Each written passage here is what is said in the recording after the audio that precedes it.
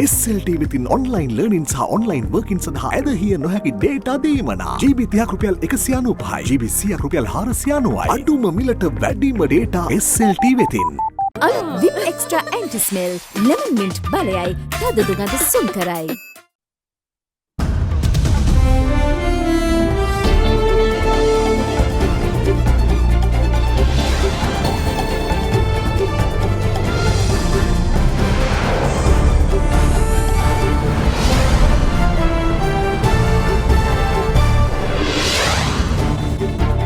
අද 2020 ජූලි 17 සිකුරාදා සිරස්තල කන්දකාඩු පොකුරේ 929කටම කොවිඩ් වැළඳී නොමැති බව තහවුරු වේ.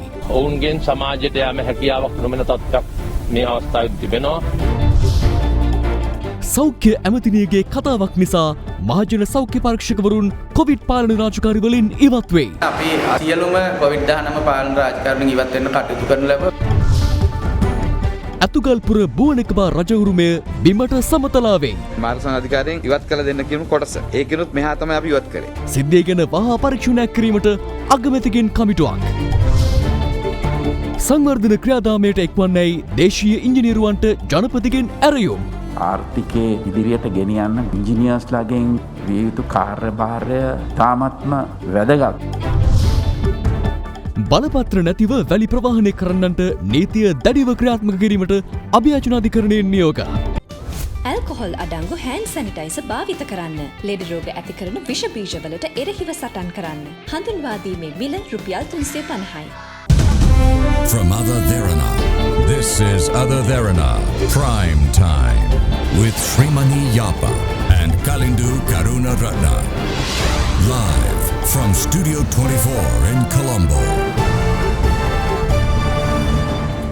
ආයුබෝවන් ඔබ අදත් එක්වන්නේ ශ්‍රී ලංකාවේ අංක 1 සහ විශ්වසනීයම පුවත් විකාශය අද දෙරණ 6:55 සමගින්. කන්දකාඩු පොකුරට අදාළව PCR පරීක්ෂාවට ලක් කළ 929 දෙනෙකුටම කොවිඩ් ආසාදනය වී නොමැති බව තහවුරු වී ඇතැයි සෞඛ්‍ය සේවා අධ්‍යක්ෂ ජෙනරාල් විශේෂඥ වෛද්‍ය අනිල් ජාසිංහ මහතා අද ප්‍රකාශ කළා. කන්දකාඩු පුනරුත්ථාපන මධ්‍යස්ථානයේ රැඳවියන් බැලීමට පැමිණි ඔවුන්ගේ පවුලේ ඥාතීන් ඇතුළු ළඟම ආශ්‍රිතයින්ද ඒ අතරට අයත්. අද දිනය තුල මේ දක්වා අලුතින් හඳුනා ගැනුනේ එක් කොවිඩ් ආසාදිතයෙක් පමණයි.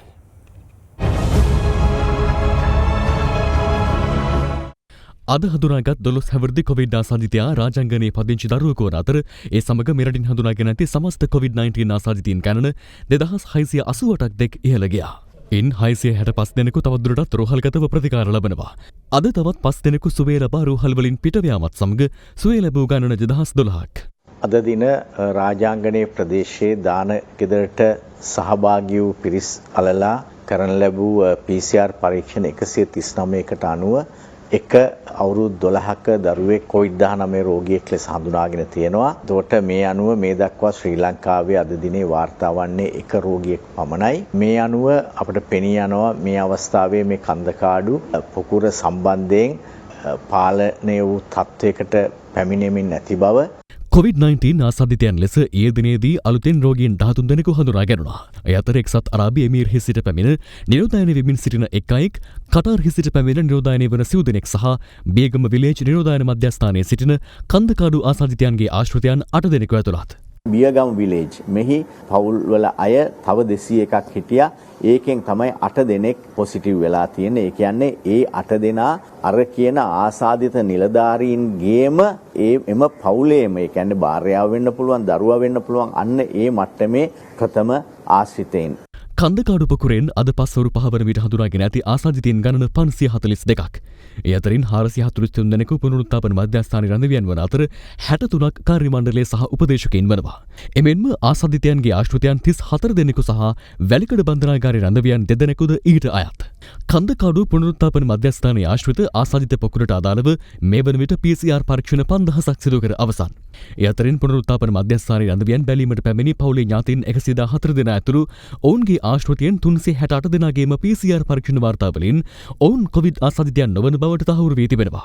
368 දෙනෙක් වූ කණ්ඩායමේ කිසිදු කෙනෙකුට කොවිඩ් ආසාදනය නොවී ඇති බවට මේ වනට තහවුරු වෙලා තිබෙනවා. ඉතින් ඒක ඉතාමත්ම වැදගත්.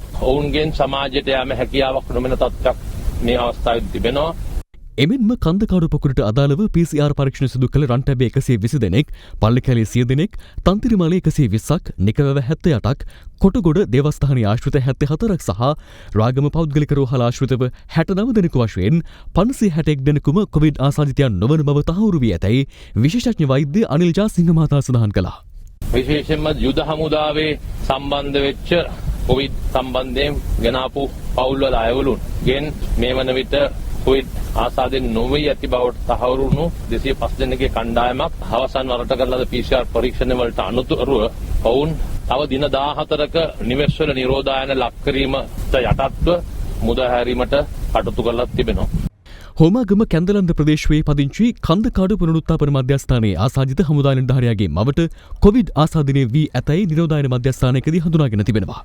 ඇය හෝමාගම සහකාර පොලිස් අධිකාරී කාර්යාලයේ සේවය කළ පොලිස් කොස්තාපල්වරියක වීම හේතුවෙන් ඇයගේ ආශ්‍රිතයින් වන පොලිස් නිලධාරීන් 22ක් සහ සිවිල් සේවකීන් 8 දෙනෙකු නිරෝධායනයට යොමු කෙරුණා. කොවිඩ් ආසාදිත බවට තහවුරු වූ පිළියන්දල ප්‍රදේශයේ හමුදා නිලධාරියාගේ මවට සහ මිත්තණියටද ඊයේ කොවිඩ් ආසාදිත බවට තහවුරු වීමත් සමග ඔවුන් පදිංචිව සිටි පිළියන්දල දැල්තර වෙළඳසැල් 4ක් ඇතුළු නිවාස 20ක පුද්ගලයන් 62 දෙනෙකු ස්වයං නිරෝධායනයට යොමු කර තිබෙනවා. කඩේ වහන්න එහෙනම් තාවකාලිකව අපි දැනුම් දෙනතුරු හොදේ.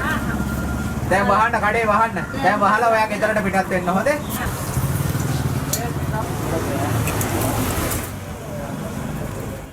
මේ අතර කොවිඩ් ආසාදිත බවට පසුගියදා තහවුරු වූ යුද හමුදා සෙබළකු 1 වනදා සිය පවුලේ සමාජිකයින් ඇතුළු 20 දෙනෙක් සමග කතරගම වන්දනාවේ ගොස් ඇතැයි අනාවරණ වූ බව කතරගම මහජන සෞඛ්‍ය පරීක්ෂකවරයා පවසනවා. එය අනුවම පුද්ගලයා සංචාරය අතරතුර නවාතැන්ගත් නවාතැන් පොලේ සිටි 12 දෙනෙකු ස්වයං නිරෝධායනයට යොමු කෙරුණා. කෙසේ වෙතත් එය නිරෝධායනයට යොමු කර ඇති ස්ථානයක් බව දන්වමින් අලවා තිබූ දැන්වීම් පත්‍රිකාව ඊයේ රාත්‍රී කිසිවකු ඉරාදමා තිබූ අතර අදහි පැමිණි මහජන සෞඛ්‍ය පරීක්ෂකවරුන් කියා සිටියේ ඊට එරෙහිව නීතිමය පියවර ගන්නා බවයි.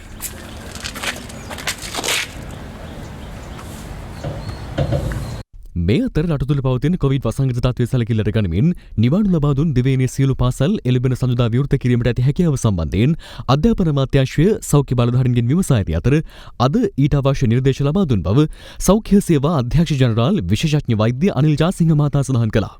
ඒ අනුව එළඹෙන සඳුදා නැවත පාසල් විවෘත කරන්නේද නැද්ද යන්න පිළිබඳ තීරණය හෙට ප්‍රකාශයට පත් කරන බව අධ්‍යාපන අමාත්‍යාංශය පවසනවා.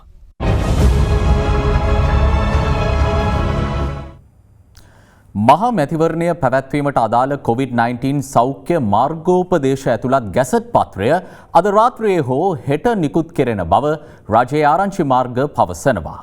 කෙසේ වෙතත් එම ගැසට් පත්‍රයෙන් මහජන සෞඛ්‍ය පරීක්ෂකවරුන්ට බලය ලබා නොදෙන බවට සෞඛ්‍ය අමාත්‍යවරිය ඊයේ කර තිබූ ප්‍රකාශයකට අප්‍රසාදය පළ කරමින් එම නිලධාරීන් අද කොවිඩ් පාලන රාජකාරිවලින් ඉවත්වීමට තීරණය කළා. මැතිවරණය පැවැත්වීමට අදාළ සෞඛ්‍ය මාර්ගෝපදේශ ඇතුළත් රෙගුලාසි කඩනමින් නිකුත් කරන ලෙස ඉල්ලා මැතිවරණ කොමිසමේ සභාපතිවරයා විසින් ඉකුත් ජූනි 27 වනදා සෞඛ්‍ය අමාත්‍යාංශ ලේකම්වරයා වෙත ලිපියක් යවනු ලැබුවා. ඒ අනුව සෞඛ්‍ය අමාත්‍යාංශය කැඩුම්පත් කළ අදාළ මාර්ගෝපදේශ පසුව අනුමැතිය සඳහා නීතිපතිවරයා යවූ අතර මාර්ගෝපදේශ 3ක් සඳහා නීතිපති අනුමැතිය පළ වී තිබෙනවා. එම රෙගුලාසි වලට අදාළ කෙටුම්පත ඉදිරිපත් කර ඇත්තේ ඡන්ද අපේක්ෂකයින් සම්බන්ධයෙන් වන මැතිවරණ රැස්වීම, එසේම ඡන්ද අපේක්ෂකයින් සම්බන්ධයෙන් වන ප්‍රචාරණ කටයුතු සහ ඡන්ද අපේක්ෂකයින්ගේ මැතිවරණ කාර්යාල සම්බන්ධයෙන් පමණක් බව සඳහන් කරන අතර ඒ සඳහා ලිඛිත අනුමැතිය ගරු නීතිපතිතුමා විසින් ඊයේ දිනේදී ලබා දීමක් සිදු කළා. ඒ බව සෞඛ්‍ය අමාත්‍යාංශයේ ලේකම් වෙතද දැනුම් දීමක් සිදු කළා.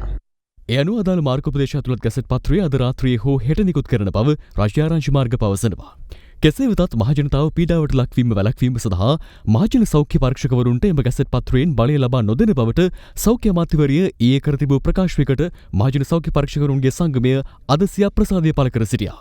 ඒ අනුව කොවිඩ් වසංගතයේ පාලනයට අදාළ සියලු රාජකාරිවලින් අද දහවල් සිට ඉවත් වීමට එම නිලධාරීන් පියවරගෙන තිබෙනවා. ඊයේ දින සවස් භාගයේදී ගරු අමාත්‍යවරිය විසින් කරන ලද ප්‍රකාශයක් පදනම් කරගෙන අද දින පෙරවරුවේ ජනමාධ්‍ය විසින් වාර්තා කරනු ලැබුවා COVID-19ට අදාළ මාර්ගෝපදේශ ගැසට් කරන බවටත්, නමුත් මේ මාර්ගෝපදේශවල මහජන සෞඛ්‍ය පරීක්ෂකවරුන්ට කිසිදු බලයක් ලබා නොදෙන බවටත් අමාත්‍යවරිය ප්‍රකාශ කරලා තිනවා. ඒ වගේම එහි අවධාරණය කරනු ලැබලා තිබුණා විශේෂයෙන්ම මහජන සෞඛ්‍ය පරීක්ෂකවරුන්ට බලය ලබා දුන්නොත් රටේ මහජනතාව අපහසුතාවයට පත් වෙනවා යයි කියන කාරණය දැනට පවතින තත්ත්වය අනුව COVID-19 පාලනය සඳහා කිසිදු මාර්ගෝපදේශයක් හෝ නීතියක් රටේ නීතිගත නීතිගත වෙලා නැති නිසා මහජන සෞඛ්‍ය පරීක්ෂකවරුන්ට කිසිදු නීතිමය රැකවරණයක් නැහැ. ඒ නිසා මේ කාරණා දෙක පදනම් කරගෙන අපි අද දින මධ්‍යහන 12:30 ඉඳලා සියලුම COVID-19 පාලන රාජකාරණ ඉවත් වෙන්න කටයුතු කරන ලැබ COVID-19ට අදාළ නිරෝධායනය කිරීම, නිරෝධායන කටයුතු අධීක්ෂණය කිරීම, ආශ්‍රිතයින් සොයා යාම සහ PCR පරීක්ෂණ කටයුතු සඳහා යොමු කිරීම, වාර්තා ලබා දීම ඇතුළු සියලුම කටයුතු අපි ඉවත් වෙන්න කටයුතු කරනවා. මේ අතර මෙම වර්ජනය හේතුවෙන් අද දින සිදු කිරීමට නියමිතව තිබූ ප්‍රදේශ කිහිපයක PCR පරීක්ෂණ කටයුතු අඩපණ වී තිබුණා.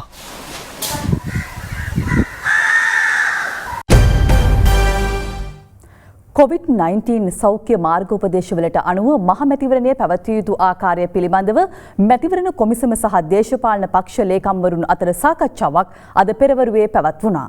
ඒ රාජගිරියේ පිහිටි මැතිවරණ කොමිසමේ කාර්යාලයේදී මෙවර මහමැතිවරණයට තරග කරන දේශපාලන පක්ෂ ලේකම්වරුන් සහ මැතිවරණ කොමිසමේ සාමාජිකයන් අතර හමුවක් අද පෙරවරුවේ රාජගිරියේ මැතිවරණ කොමිසමේ කාර්යාලයේදී පැවැත්වුණා. පැය 3කට ආසන්න කාලයක් පැවති සාකච්ඡාව අතරතුර COVID-19 සෞඛ්‍ය රෙගුලාසිවලට අනුකූලව ඡන්දය පැවැත්විය යුතු ආකාරය සහ දේශපාලන පක්ෂ කටයුතු කළ යුතු ආකාරය පිළිබඳව දීර්ඝ වශයෙන් සාකච්ඡා කර තිබෙනවා. සෞඛ්‍ය මාර්ගෝපදේශ තාම ගැසට් කරලා නැතුව කොහොමද මේක කරගෙන යන්න පුළුවන්කමක් තියෙනවා? මැතිවරණ කොමිසම කියන විදිහට මාර්ගෝපදේශ ගැසට් කරොත් ඉතින් මැතිවරණයක් තියන්න නම් වෙන්නේ නැහැ. මැතිවරණයක් කියන්නේ අපේක්ෂකයන්ගේ අදහස් ජනතාව දැනගන්න ඕන වැඩපිළිවෙලක්. ප්‍රචාරණය වැළකීම තුළ තවදුරටත් ඒ ප්‍රජාතන්ත්‍රවාදී වෙනවද නැද්ද කියන කාරණේ මෙතන තීරණය වෙන්නේ. හල්දාන්න කියලා කියන හුඟක් අය කොමසාරිස්තුමාට තරහා ගිහලා හිටියේ ප්‍රශ්නයක් දෙයක් අහපුවම මම හිතන්නේ හේතුව තරහ යන්න හේතුව විවිධ ප්‍රශ්න කීපයක් අහපුවම ඉතින් මොකද මේවා පැනවීම සම්බන්ධව තියෙන ප්‍රශ්න කීපයක් ඇහුවා. දැන් නිරෝධායන වෙන පුද්ගලයන්ගේ ගෙන්ගෙට ගිහිල්ලා ඡන්ද පෙට්ටිය අරන් යන ගිහිල්ලා ඡන්ද දාන කතාවක් මම කරේ කිව්වද ඔනේ නිරෝධායන වන අයට ඡන්දේ පාවිච්චි කරන්න ඉඩකඩක් තියෙනවා. හැබැයි කොරෝනා වැළඳුන අයට ඡන්දේ පාවිච්චි කරන්න හැකියාවක් නැහැ. මැතිවරණ කොමිෂම ඉතා ධනාත්මක ස්ථාවරයක ඉන්නවා මේවර මැතිවරණය පවත්වනවා කියලා මේ නියමිත දිනයට. සජිත් මහතා ප්‍රමුඛ පක්ෂේ සඳහන් කරන්නේ ඔබතුමාලා මිනී මතින් හරි දේශපාලනය කරලා 3-2 ගන්න උත්සාහ කරනවා. සමීක්ෂණ වාර්තා අනුව පෙනී යනවා සජිත් මහත්තයාගේ මොකද්ද බලවේගයේ තියෙන තත්ත්වය දිනෙන් දින පිරිහීමට ලක් වෙනවා කියලා. නමුත් ඔහුගේම පක්ෂයේ සමහර අපේක්ෂකීන් කරුණු පැහැදිලි කරා මේ සජිත් කියන දේ වැරදි මේ මැතිවරණය පැවැත්විය යුතුයි කියන එක. ඡන්ද කල් දාන්න කියලා ඔබතුමාලා ඉල්ලුවද? අපි කිසිම එහෙම දෙයක් කතා වුණේ නැහැ. සෞඛ්‍ය නිර්දේශ ලබා දී නොදීම තුල මොකක්ද හිතන්නේ? අද බලන්නේ පොදු ජන පෙරමුණ සෞඛ්‍ය නිර්දේශ වලට විරුද්ධව කටයුතු කළා. ඒගොල්ලන්ගේ ප්‍රචාරක කටයුතු ඉවරනායින් පස්සෙත් සෞඛ්‍ය නීති රීත් දාන්න. UMP එක මොකද කිව්වේ? UMP එකෙන් එක අහගන්න.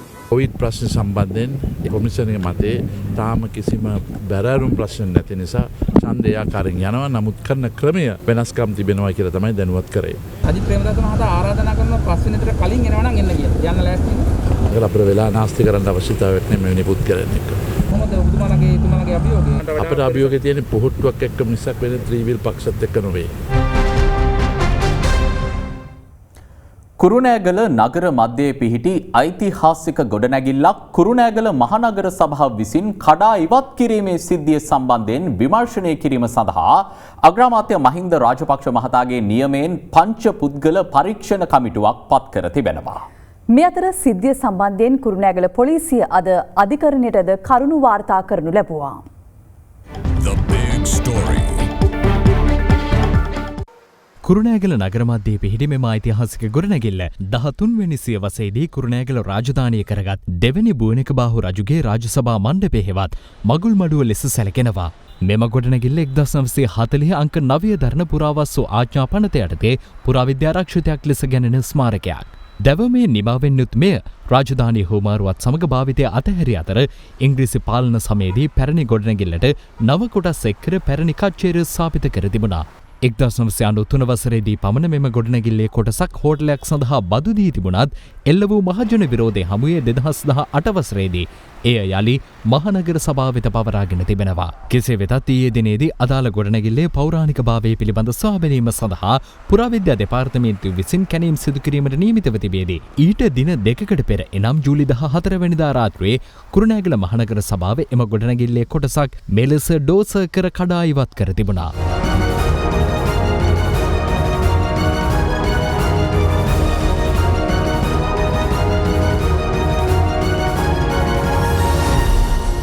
සමගි ජනබලවේගේ කුරුණෑගල දිස්ත්‍රික් අපේක්ෂකයන් වන අශෝක් අබේසිංහ හා නලින් බණ්ඩාරයන මහත්තරුන් අද එම ස්ථානය නිරීක්ෂණය කළා.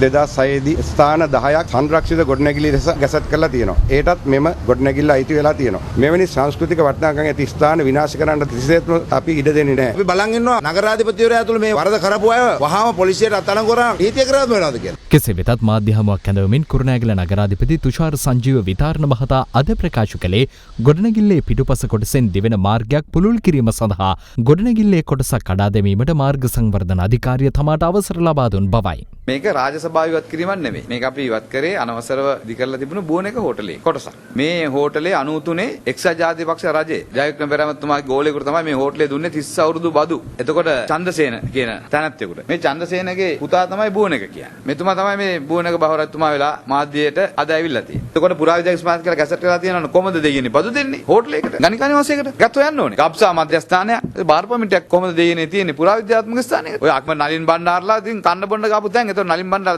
දන්නේ නැද්ද ඕක මේ පුරාවිද්‍යා ස්ථානයක්ද මේ නැද්ද කියන එක? පුරාවිද්‍යාවෙන් කරා මේක පුරාවිද්‍යා ස්ථානයක්. 2016 අපිට මාර්ග සංඝ අධිකාරියෙන් ඉල්ලීමක් කරලා තියෙනවා. මේ තියෙන මාර්ග සංඝ අධිකාරියෙන් ඉවත් කළ දෙන්න කියන කොටස. මේ තියෙන කානු ප්‍රධාන කානු. ඒකිනුත් මෙහා තමයි අපි ඉවත් කරේ. මේ සම්පූර්ණම කොටස ඉවත් කරා නම් එහෙම මේක ගොඩනැගිල්ලක් සම්පූර්ණයෙන්ම ඉවත් වෙනවා. අපි අයින් කරේ චන්දසේන නැමැත්තා අරගෙන බදු අරගෙන ගණිකා නිවාසයක්, ඒ වගේම ගබ්සා මධ්‍යස්ථානයක්, රාය 12 වෙනකල් අරක්කු විකුණපු තැබෑරුමක්, ඊට අමතරව යුසුමට බාහිරව හදපු කොත්තු කඩ, හොටෙල්ස්, නීතිඥ කාර්යාලය, ඒ ටික තමයි අපි ඉවත් කරේ. එහෙම නැත්නම් පුරාවිද්‍යාත්මක ස්ථානයක් කියන කොටස අදත් තියෙන ඔයගොල්ලන්ට බලන්න පුළුවන්. මේ තියෙන ඒක ඉදිරිපස්ස කොටස. මෑතක අපි කඩා ඉවත් කිරීමක් සිදු කරේ නැහැ. කානූනට අවශ්‍ය කොටස ආර්ඩීට පැවරුවාට පස්සේ කඩා වැටීමක් වෙලා තියෙනවා. ඒ කඩා වැටෙන කොටස නගර සභාව අපි ඉවත් කරා. මොකද අපි ඒක ගබඩාව පවත්වාගෙන ඉන්නේ ඒ කොටසේ. නමුත් මාර්ග සංවර්ධන අධිකාරිය වයිඹ පළාත් වැඩබලන අධ්‍යක්ෂ කුරුණෑගල දිස්ත්‍රික් ප්‍රධාන ඉංජිනේරු අතුල සේනාධීර මහතා පළ කළේ මෙවන් අදහසක්. අඹේපුස්ස කුරුණෑගල ත්‍රිකුණාමල මාර්ගයේ කුරුණෑගල නගර මැදයේ මාර්ග කොටසට යාබදව ඇති මෙම ගොඩනැගිල්ල ඉදිරිපිට තදබල වාහන තදබදයක් පවතිනවා. මේ අනුව මාර්ග සංවර්ධන අධිකාරිය විසින් මෙම නගර මැදයේ ඇති මාර්ග කොටස මන්තිරු 4ක් දක්වා පුළුල් කර සංවර්ධනය කිරීමට සැලසුම් කර තිබෙනවා. මෙම ඉදිකිරීම කටයුතු සිදු කර ගැනීම සඳහා මෙම ගොඩනැගිල්ලෙන් සුළු කොටසක් කඩා ඉවත් කිරීමට සිදු වෙනවා. පුරාවිද්‍යා දෙපාර්තමේන්තුවට පිටපතක් සහිතව කුරුණෑගල නගර සභාවෙන් ඉල්ලීමක් කරා මෙම ගොඩනැගිල්ලේ ඉවත් කළ යුතු කොටස ඉවත් කිරීමට සහාය ලබා දෙන ලෙසට. මේ අනුව කුරුණෑගල නගර සභාව විසින් මෙම ගොඩනැගිල්ලේ අපි ඉල්ලා ඇති පරිදි සුළු ගොඩනැගිලි කොටස ඉවත් කිරීම සිදු කරනු ලැබුවා. මා දැකපු විදිහට එම ගොඩනැගිලි කොටසේ තිබුණේ වැසිකිලි පද්ධතියක කොටස් තමා ප්‍රධාන වශයෙන්. මේ අනුව මාර්ග සංවර්ධන අධිකාරිය විසින් එම ස්ථානයේ ඉදිකිරීමට යෝජිත තිබූ කාණු පද්ධතියේ ඉදිකිරීමෙන් කටයුතු සිදු කරගෙන ගියා. ඒ කැණීම් කටයුතුවලදී ප්‍රධාන මාර්ගය හරහා පොළොව යට පලාපු ගල් වලින් බෝක්කුවක් හමු වුණා. අපි මේ අවස්ථාවේදී පුරාවිද්‍යා දෙපාර්තමේන්තුව, ශ්‍රී ලංකා පොලිසිය සහ මාර්ග සංවර්ධන අධිකාරිය නිලධාරීන් සමග සාමූහික ශේෂ්ත්‍ර පරීක්ෂාවක් සිදු කරා. එහිදීගත් තීරණයකට අනුව මෙම ඉදිකිරීම් කටයුතු తాවකාලිකව නැවැත්වීමට අපි තීරණය කරා. නමුත් මීට දින 2-3කට පමණ පෙර ආතුව මෙහි ප්‍රධාන ගොඩනැගිල්ල කඩා ඉවත් කිරීමක් සිදු කර ලැබුව අපි දුටුවා. මෙම කඩා ඉවත් කිරීම මාර්ග සංවර්ධන අධිකාරියට මාර්ගය පුළුල් කිරීමට අවශ්‍ය නොවන අතර මාර්ග සංවර්ධන අධිකාරිය විසින් කිසිදු ආයතනයකින් ඉල්ලීමක්ද සිදු කර නැත. කෙසේ වෙතත් අදාළ ගොඩනැගිල්ල කඩා ඉවත් කිරීම සම්බන්ධයෙන් පුරාවිද්‍යා දෙපාර්තමේන්තුව විසින් කුරුණෑගල පොලිසියට පැමිණිලි 2ක් ඉදිරිපත් කර තිබෙනවා. පොලිසිය පැවසුවේ එම පැමිණිලිවලට අනුව මේ වන විටත් විමර්ශන කටයුතු සිදු කරමින් සිටින අතර අධිකරණයටද කරුණු වාර්තා කර ඇති බවයි. එමෙන්ම ඓතිහාසික වටිනාකමකින් යුත් මෙම ගොඩනැගිල්ල කඩා බිඳ දැමීම සම්බන්ධ විමර්ශනය කිරීම සඳහා අග්‍රාමාත්‍යවරයාගේ නියමයෙන් පුරාවිද්‍යා අධ්‍යක්ෂ ජෙනරාල් මහාචාර්ය සෙනරත් දිසානායක මහතාගේ සභාපතිත්වයෙන් යුත් පංචපුද්ගල විද්වත් කමිටුවක් පත් කර තිබෙනවා. එහි වාර්තාව ජූලි 23 වැනි දිනට පෙර ඉදිරිපත් කිරීමට නියමිතයි. ශ්‍රී ලංකා පොදු ජන පෙරමුණෙන් මෙවර මහමැතිවරණයට තරඟවදින අම්පාර දිස්ත්‍රික් අපේක්ෂකයින්ගේ ජය තහවුරු කිරීම සඳහා ජනාධිපති ගෝඨාභය රාජපක්ෂ මහතා අද අම්පාර දිස්ත්‍රික්කයේ ජනහමු කිහිපයකටම සහභාගී වුණා. එහිදී ජනතාව ඉදිරිපත් කළ ගැටලු ජනාධිපතිවරයාගේ අවධානයටද ලක් වුණා. ජනාධිපතිවරයා පළමුව පැමිණියේ ශ්‍රී ලංකා පොදු ජන පෙරමුණු අම්පාර දිස්ත්‍රික් අපේක්ෂක වෛද්‍ය තිලක් රාජපක්ෂ මහතා පදියතලාව විහාරස්ථානයේ ආසන්න භූමිය සංවිධානය කළ ජනහමුවටයි. මොනවද කරන්නේ ඔයගොල්ලෝ? හැබැයි මේ වීහෙම අඩුවට දෙන්න එපා. අපි සාතික මිලක් දීලා තියෙනවානේ. ඒ සමාවෙන්න අපේ මේ පදියතලාවේ මේ මාවත් 4න් යන්නේ නැහැ කියලා ආරංචියක් තියෙනවා. මොකද මාවත් 4ක් යා යුතුයි පදියතලාවට. මෙහිදී ජනාධිපතිවරයා මහා මාර්ග අමාත්‍යාංශයේ ලේකම් ආර්.ඩබ්ලිව් ප්‍රේමසිරි මහතාට දුරකථන ඇමතුමක් ලබා ගත්තා. මිස්ටර් ප්‍රේමසිරි මම මේ ඉන්නේ පදිය තලාවේ. මේ ලේකම්තුමා කතා කරන්න අපේ හමුකෝ. මෙතන ඉන්න ගම්වාසීන් කියනවා පදිය තලාවේ නගරේ තියෙන පාර නේ. ඒක අත්පත් කරගන්නකොට මේ වන්දි ගෙවලා තියෙනවා. හැබැයි දැන් මේ මන්තිරු 4 ඒක 2 කළා.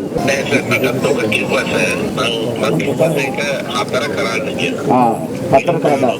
හරි. එහෙම ගෝජන්තාව නගා සිටින නිසා ඔබතුමා මේ රටේ නායකත්වයට දීලා තියෙනවා. අපි දුන්නා සාතික මිලක් ලීවල. ඊළඟට විවිධ භෝග වර්ග පිටරට වලින් ගෙන්නවා.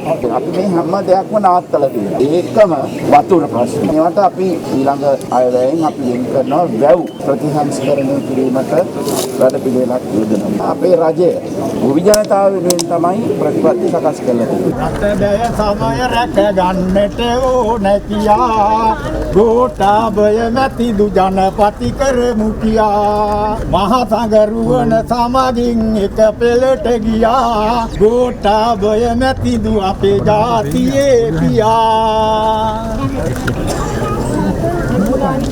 අයියෙන් කියන්නේ මේගොල්ලන්ට ඉස්කෝලේ යන්න ඕන හැමතුමාට එහෙම කියන්නේ.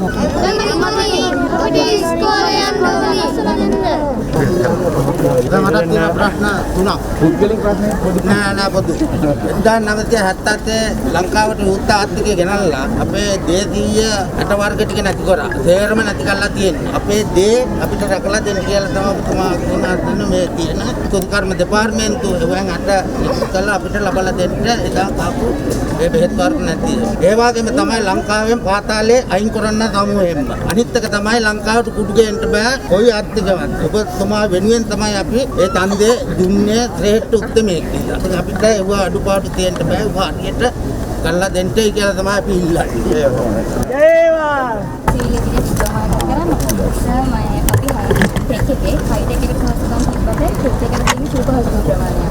අපිට මේ පාර ගෝල් හදලා දුන්නා. ඒ වුණාට ගුරුවරු කෝස් ගැසට් කරාට කෝස් පටන් ගන්න නැහැ. මොකද එකම ගුරුවරු කොටසක් තමයි ඉන්නේ. අපි හැම කෝස් එකකටම වගේ. ඉලෙක්ට්‍රිකල් කෝස් එක මම දන්න තරමින් අවුරුදු 3කින් විතර පටන් ගන්න නෑ සර්. ඉතින් මංසයාගෙන් ඉල්ලන්නේ මේ අපිට කෝස් කරන්න ගුරුවරු දෙන්න. ඒ වගේම අපි ඩිප්ලෝමා එක මෙහෙ කරලා 6යි ඩිග්‍රී එකයි කරන්න කොළඹට යන්න ඕන. සර් පුළුවන් නම් අපිට ඩිග්‍රී එකක් මෙහෙ කරන්නම උපහසම හදලා. හොඳයි මේ සර් ඉන්නතුරුව ජනාධිපතිවරයා පැමිණේ අම්පාර 69 හන්දිය මහවැලි ක්‍රීඩාංගණයටයි. බොන්න වතුර තියනවාද? වතුර තියාසල අපිට එක වතුර අමාරු ප්‍රශ්නයක් නෑ සර්. මේ අලිවට මේ කැපිලා තියෙන්නේ. අපි කියන්නේ අපිට ඉඩම් එපා. අපිට මේ ජීවත් වෙලා ඉන්න කාලේ අනුව අපිට ගොවිතැනක් කරගන්න අපිට පොඩි ඉඩ පරතරයක් දෙන්න කියලා තමයි මම අධිකාර කරන්නේ. අපිට මේ පැත්තේ රක්ෂිතෙන් දාලා තියෙනවා. ඒ අර ඉස්සර රෝදා කරපු ඒවා අතර නැගලා නැවත අපිට අවසර දෙන්න අපි ජනතාවට අපි කියන්නේ නෑ ඒක අපිට වෙනස් කරනවා. මාව නෙමෙයි සීයා බයි. මාව ගන්න බෑ අර ගන්න. අරේ බලන්න අර පින්තූර ගන්න හැරේ. මෙයාට දෙන්න. අස්තම. එක්සත් ජාතික පක්ෂය සහ සමගි ජන බලවේගය පාර්ලිමේන්තු මැතිවරණයට තරඟ වදින්නේ රටේ බලය ලබා ගැනීමට නොව සිරිකොතේ බලය ලබා ගැනීමට බව අග්‍රාමාත්‍ය මහින්ද රාජපක්ෂ මහතා පවසනවා. අවිස්සාවිල්ල ප්‍රදේශයේ පැවති ජන හමුවකට එක්වෙමින් අග්‍රාමාත්‍යවරයා මේ අදහස් පළ කළා. ශ්‍රී ලංකා පොදුජන පෙරමුණේ අපේක්ෂකයන්ගේ ජය තහවුරු කිරීම සඳහා දැරණීකල ආසන සංවිධායක අජිත් ශාමින්ද විසින් අවිස්සාවිල්ල මානියම්ගමදී මෙම ජන හමුව සංවිධානය කර තිබුණා. මේ රට බංකොලොත් කරලා තිබුණේ. රුපියල් අගේ අඩු වුණා. මේ අය ක්‍රමවේදයක් නැතුව වැඩ කරපු නිසා ආර්ථිකය ගැන හැඟීමක් නැතුව කටයුතු කරපු නිසා රටේ ක්‍රමානුකූලව ආපස්සට ගියා. එක්සත් ජාතික පක්ෂ ආණ්ඩුවක් මෛත්‍රීපාල ජනාධිපතිතුමා ආගමන ජනාධිපතිවරයා වෙලා සිටියේ. ඒ කෙසේ වෙතත් ඔවුන් කිසිම වැඩක් ඒ අවුරුදු 4ට පාට කරේ නැහැ. ඒකේ පාඩු වුණේ ඔබට. දේශපාලන නායකයන්ට නෙවෙයි. සජිත් ප්‍රේමදාසට කිසි ප්‍රශ්නයක් නැහැ. එයා යාළට ගිහිල්ලා හොඳ අල්ලියෝ ටිකක් බලනවා, රැට කොටියෝ ටිකක් බලනවා, පින්තූර ටිකක් ගන්නවා. ඉතින් එතුමා බොහොම විනෝදයෙන් එතුමා ජීවත් වුණා. ජීවත් වෙලා හම්බන්තොට ඉන්න බැරිව කොළඹට පැනගත්තා. නැත්තම් කොළඹට පනින්න ඕනේ නෑනේ හම්බන්තොට ඉඳලා. ප්‍රේමදාස මහත්තයා කොළඹ හිටපු ඉඳා තාත්තගේ පිටින් දිලන්න දැන් ඇවිල්ලා. 1946 මං හිතන්නේ UMP පටන් ගත්තේ ආම්දුර. මේ පටන් ගත්තට පස්සේ නොඑක අවස්ථාවලදී කැඩුනා බණ්ඩාරනායක මහත්තයා, ඩී.ඒ. රාජපක්ෂ මහතුරු වගේ පියා එක්සත් ජාතික පක්ෂය කාදලා ශ්‍රී ලංකා නිදහස් පක්ෂය හැදුවා. එතකොට ශ්‍රී ලංකා නිදහස් පක්ෂයේ UMP නොයෙක් අවස්ථාවක කැඩුණා. අපි දැන් එක පෙරමුණකට ඇවිල්ලායි. එක්සත් ජාතික පක්ෂය තාම රණ්ඩු වෙනවා. දැන් අද ඔවුන් තරඟ කරන්නේ බලය අල්ලන්න නෙවෙයි. ඒක ඔවුන් දෙන්නම කියනෝනේ තිරිකොත අල්ලන්න මිසක් රට අල්ලන්න නෙවෙයි. දැන් ඇයි මෙහි ඉන්න එක්සත් ජාතික පාක්ෂිකයෝ ප්‍රේමදාසට ඕ රනිල්ට ඡන්ද දෙන්න මේ සිරිකොත යුද්ධ කරන්න වැඩක් නෑ. එහෙමනම් ඔවුන්ට තියෙන එකම විකල්පය අපිත් එක්ක එකතු වෙන එක. පෝට්ටුවත් එක්ක එක්කව වෙලා ඡන්දේ පාවිච්චි. බලයට පත් වූ පසු තමා ප්‍රමුඛතාවය ලබා දෙන්නේ තමන් සමග එක් වූ පිරිසට පමණක් බව සමගි ජන බලවේගයේ නායක සජිත් ප්‍රේමදාස මහතා පවසනවා. එසේ නොවන පිරිස් ලබන 5 වෙනිදායින් පසු තමන් හමුවීමට පැමිණීමෙන් පළක් නොවන බව ඊයේ දඹුල්ලේ පැවති ජන හමුවකට එක්වෙමින් ඔහු සඳහන් කළා. ඉදිරි මහමැතිවරණයේදී සමග ජන බලවේගයේ ජය තහවුරු කිරීම සඳහා පැවැත්වෙන ජනහමු මාලාවේ තවත් පියවරක් ඊයේ දඹුල්ල ගම්මුදා ක්‍රීඩාංගණයේදී පැවැත්වුණා. මාස 12කින් පමණ පළාත් පාලන මැතිවරණයකුත් වෙනවා. ඒ පළාත් පාලන මැතිවරණයේදී අද අපි වෙනුවෙන් පෙනී සිටින මේ අය වෙනුවෙන් මැතිවරණ කොට්ටාසයක් පාසා තමුන්නාන්සලා වෙනුවෙන් මම පැමිණෙනවයි කියලා මම මේ අවස්ථාවේ වගකීමෙන් කියන්නට කැමතියි. කැපකිරීම කරන සියලුම මන්ත්‍රීතුමන්ලා බලා ගන්නවා වගේම අපත් සමග එකතු වුණ අයට පමණයි අපිට අනාගතයේදී ප්‍රමුඛ ස්ථානයක් ලබා දෙන්නට පුළුවන්. අන්න ඒ නිසා තවමත් එකතු නොවුණු ඒ සියලු දෙනාට මම කියන්න කැමතියි 5 වෙනිදාන් පස්සේ නම් අපිව හමු වෙලා වැඩක් වෙන්නේ නැහැ. එනවා නම් දැම්මම එන්න. දේශපාලන වේදිකාවේ පළ වූ අදහස් කිහිපයක් දැන්. කොරෝනා වසංගත තත්ත්වය පිළිබඳව වගකීමක් දෙන්නේ කොහොමද කියලා අපි මේ රජයෙන් අහනවා. 2 කෝටි 20 ලක්ෂයක් වන ජනතාවගෙන් 100ට එකක් PCR පරීක්ෂණය කරන්න අපොසත් වුණා මේ රජය. වෙන රටවල ගත්තොත් එම් 105ක් 6ක් අවම වශයෙන් කරලා තියෙනවා. පරණ ජෝඩු එහෙම හිටියනම් මේ කොරෝනා එනකොට එහෙනම් එක්කෙනෙක් කියනවා මම මේ මුකුත් දන්නේ නැහැ මොකද පත්තර මුද්‍රණය කරේ නැහැ එක. අන්තිමට ඒ ජෝඩුවටත් කොරෝනා හැදලා තමයි ඉවර වෙන්නේ. සජිත් දින්න නම් පැකනිල් පොවට අපිව මරනවා. රටේ වාසනාවට තමයි ගෝඨාභය රාජපක්ෂ මේ රටේ ජනාධිපති වුණේ. බොරුවට මේ වීරෝ වෙන්න මේ අපි තමයි හොඳම පාලනය කරේ මේක අපි තමයි මේක කන්ට්‍රෝල් කරේ ගියා ඉන්නේ නැතුව වෛද්‍යවරුන්ගේ නිර්දේශ මත රජය වැඩ කරා නම් මේ ප්‍රශ්න ඇති වෙන්නේ නැහැ. දෙවෙනි වටක් එන්නේ නැහැ. සජිත් මහත්තයා උදේට නැගිටිනකොට බලන්නේ කොරෝනා රෝග වැඩි වෙලා. සජිත් මහත්තයාගේ එක එක වර්ග නහර තියෙනවා අපිට නැති නහර. ඒ නහර පිනාලා යන්නේ සජිත් මහත්තයාට කොරෝනා රෝගීන් වැඩි වෙලා කියලා ආරංචි වුණොත් සජිත් මහත්තයාගේ පණ ගහලා එනවා. සජිත් ප්‍රේමදාස මහත්මයා එනකොට මේ පැත්තේ හිටපු කණ්ඩායමක්ම මේ පැත්තට ආවා. මම එදා තමයි දැනගත්තේ මෙතන එන්නේ අපිට ආදරයකට නෙමෙයි තවත් ප්‍රශ්නයක් ඇති කරන්න කියලා. ප්‍රශ්නෙට මුල තමයි අපේ පක්ෂ දෙකට වීම. අද වෙනකොට මේ පක්ෂ පිරිසුදු වෙලා තියෙනවා. අර්ජුන රණතුංගගේ ක්‍රිකට් වලට අපි කැමති. බැට් එක කෙලින් ගහනවා. හැබැයි යාගේ දේශපාලනයේදී යා බැට් එක නිකන් ඔය වනලා ගහන්නේ. අබල් ගන්නවා වගේ. එයාට ඕනේ කවුරු හරි ආණ්ඩුවක් ආපම ඒකට හේතු වෙලා ඇමතිකමක් ගන්න. ඒගොල්ලන්ට විපක්ෂයක් කරන්න බෑ. 2005 මහින්ද මහත්තයා බහුතරේ තිබ්බේ. කරුව ඇතුළු 17 දෙනෙක් ගිහලා තමයි මහින්ද මහත්තයා බහුතරේ හදලා දුන්නේ. 2010 මහින්ද මහත්තයා තුනින් දෙක ආවේ නෑ. එක්සත් ජාතික පක්ෂේ 20 දෙනෙක් ගිහලා තමයි මහින්ද මහත්තයාගේ දෑත් ශක්තිමත් කළ තුනින් දෙක හදලා දුන්නේ. මේ අය පණින්නේ නෑ කියලා හිතනවා. 2001 දී මම 14 දෙනෙක් ගෙනාවා. මේ සැරේ ඒ පක්ෂයේ ලේකම් පුස්තකගෙන මං ආවා. ඇවිල්ලා ආණ්ඩුව හදලා දුන්නා. ඒකත් විනාශ කළා. අපි හැමදාම කරේ රනිල්ට කෑම පිඟාන බෙදලා දෙනවා. මිනිහා ඒක ඇඟේ හදාගන්න. මිනිහා ඇඟේ හදාගත්තට කමන්නේ බුද්ධි ටික අපේ ඇඟ. තාමත් අපේ රටේ ජනතාවගෙන් බහුතරයක් යන්නෙම හොරු පස්සේ තමයි. යන්නෙම දූෂිතෝ මංගොල්ලකාරයෝ පස්සේම තමයි. දූෂිතෝ කියලා දැන හොරු කියලා දැන මේ ඡන්දෙත් බලන්නකො අගෝස්තු 5ට ආයේ පරණ දූෂිතයෝ හොරු ටිකෙන් බහුතරයක් එනවා. මෛත්‍රීපාලත් එක්ක හිටපු ගෑවිච්ච කෙනෙකුට දෙන්න එපා කියලා. එහෙම කතා කියලා. මම සතුට වෙනවා මේ වෙලාවේ. මමත් ඔතන හිටියනම් මට වෙන්න අත් වෙන්නෙත් ඔය ඉරණමමයි. ඒ නිසා මම කල්ැතුව මේක තේරුම් අරගෙන තමුන්නාන්සලා වෙනුවෙන් ඒ සියලු පරිත්‍යාග කළ එතෙන්ට ආවා. අනාගතයක් නැති වැඩපිළිවෙලක් නැති කැඩිච්ච බෙදිච්ච විපක්ෂයකට ඡන්දේ පාවිච්චි කිරීම කිසිසේත්ම සුදුසු වෙන්නේ නැහැ. මෛත්‍රීපාල මහත්තයාටත් දැන් යන්නේ නමන් නැතුව ශ්‍රී ලංකාවේකටත් යන්නේ නමන් නැති තත්වයක් අදපත් වෙලා තියෙන්නේ. ඒගොල්ලන්ට අඩුව ගිල්ලා වගේ වැඩක් වෙලා තියෙන්නේ. උඩට අදින්නත් බෑ යටට දාන්නත් බෑ. ශ්‍රී ලංකා නිදහස් පක්ෂයේ මහත් උපනායකයෙක් වැඩක් නැහැ. ඒ වඩා හොඳයි පොහොට්ටුවේ මොකුත් නැතුව නිකන් ඉන්නේ එක. ඇත්තටම දුකයි. මෛත්‍රීපාල සිරිසේන අපි දාලා දැනලා ගියා මේ වෙච්ච දෙයට කරන්නද.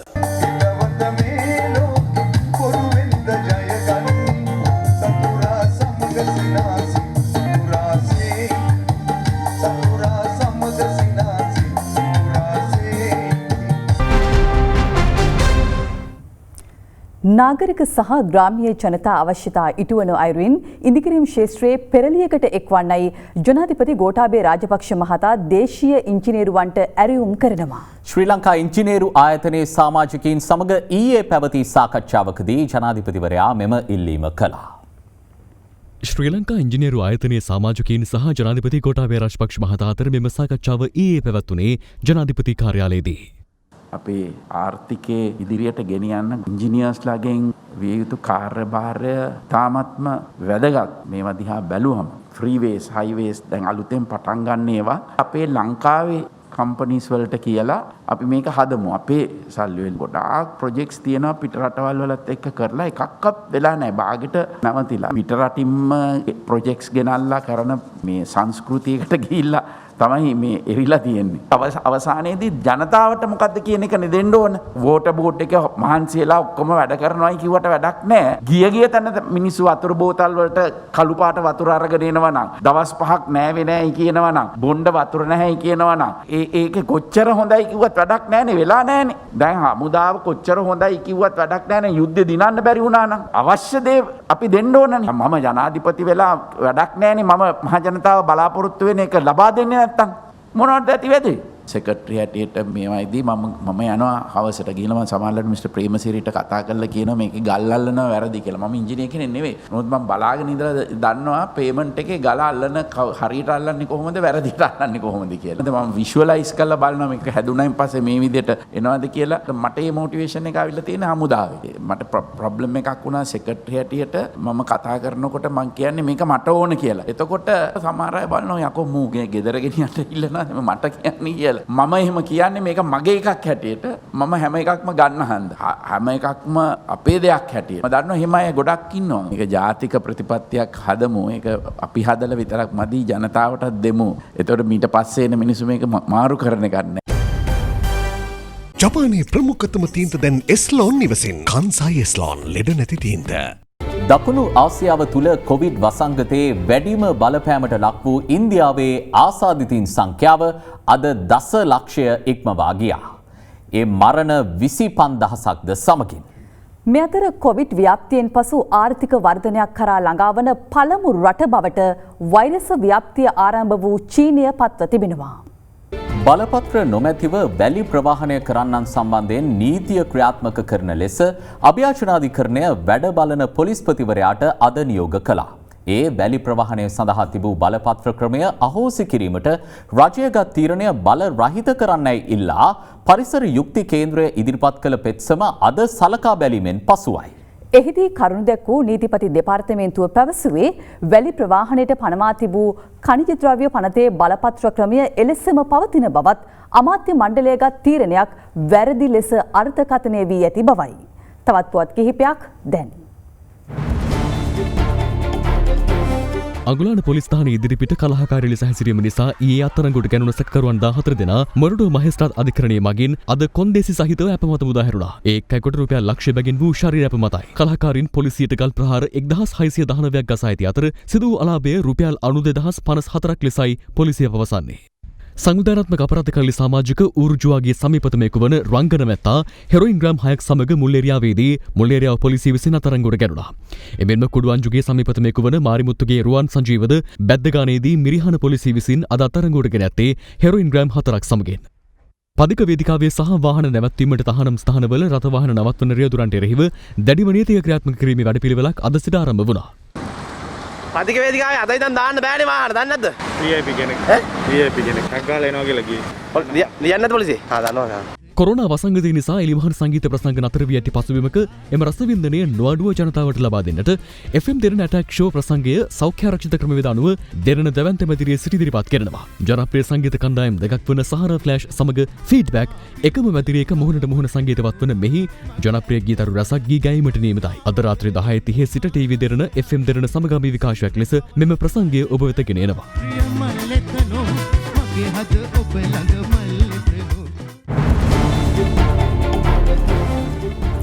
එත් සමගින් රාත්‍රී 6:55 ප්‍රධාන ප්‍රවෘත්ති විකාශය නිමාවට පත්වනවා. සුවදායි රාත්‍රියක්.